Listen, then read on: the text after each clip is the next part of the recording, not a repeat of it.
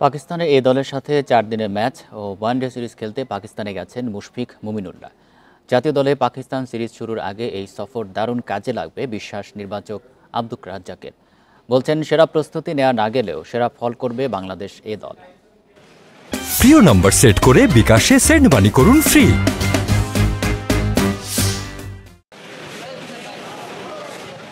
দেশ শান্ত হতে শুরু করেছে, স্বাভাবিক হতে শুরু করেছে জনজীবন।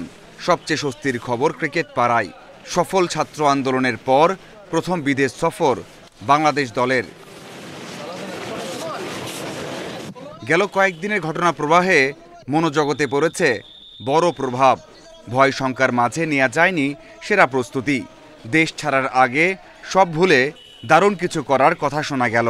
এখন তো খুব একটা বাজে অবস্থা নাই, সিচুয়েশন ওরকম নাই, যে কারণে কিন্তু আমাদের খেলাগুলো কিছুটা পিছিয়ে ছিল, একটা মানে অশান্তির মধ্যে ছিলাম, যে তো সেটা থেকে উতরে এসে, এবং আমি শিওর যে আমাদের পলিটিক্যালি কোনো আসলে ইম্প্যাক্ট পড়ে না সাধারণত ক্রিকেটের মধ্যে, বিকজ ক্রিকেট কিন্তু ক্রিকেটের গতিতে এগিয়ে যায়, স্পেশালি প্রত্যেকটা স্পোর্টস আসলে।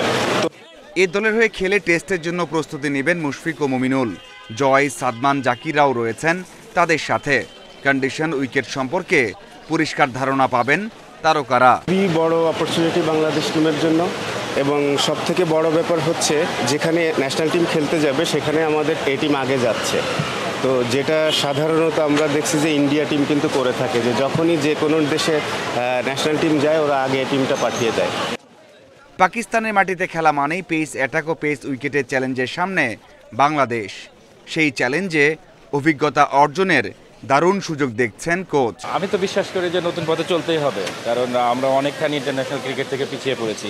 আমরা যদি সেই জায়গাগুলোতে কমপ্লিট করতে চাই, আমাদের অনেক কিছু ঢেলে সাজাতে হবে। ধরেন এই টিমের ট্যুরটাকে আরও অনেক বেশি রেগুলারই করতে হবে, যাতে প্লেয়ারগুলো সুযোগ পায়। 13 আগস্ট শুরু 4 দিনের প্রথম ম্যাচ। 30 আগস্ট তৃতীয় ওয়ানডে দিয়ে শেষ হবে বাংলাদেশ এ দলের পাকিস্তান সফর।